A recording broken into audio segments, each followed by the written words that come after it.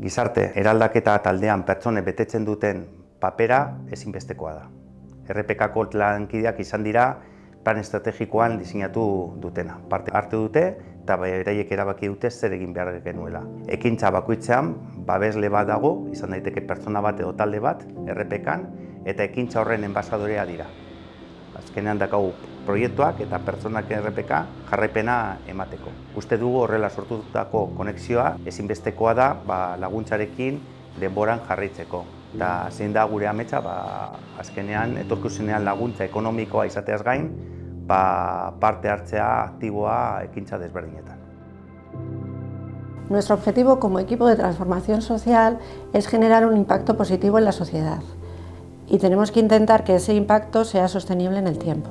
La forma de hacerlo ha sido establecer dinámicas internas de equipo y hemos visto las acciones prioritarias en las que el colectivo quiere que actuemos. Las líneas de actuación principales han sido cooperativismo, acción social, cultura, deporte e igualdad e impulsar el compromiso social de las personas de RPK. Y en esas áreas estamos trabajando.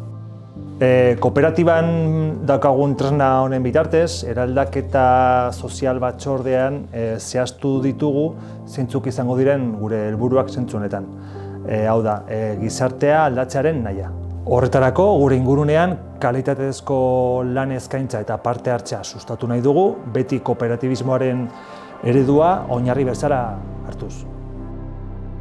Para nosotros, conocer el plan de transformación social de RPK es un descubrimiento y creo que en general las cooperativas, tanto en nuestro territorio como las cooperativas vascas, es un desarrollo que lo tienen bastante limitado y RPK, en mi opinión y lo que yo conozco, es un ejemplo a seguir.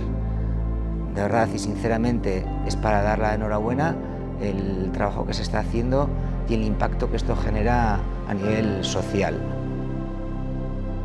Para mí es importante que empresas como RPK y como UDAPA se impliquen en este tipo de proyectos porque al final lo que hacen es dar a conocer los proyectos de asociaciones pequeñas como nosotros, que al final hacen que corredoras, en este caso alavesas, puedan tener futuro corriendo aquí ciclismo en Álava.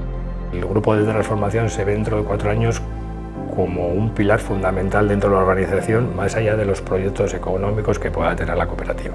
Y nos vemos también como un salario emocional que transforme nuestro entorno.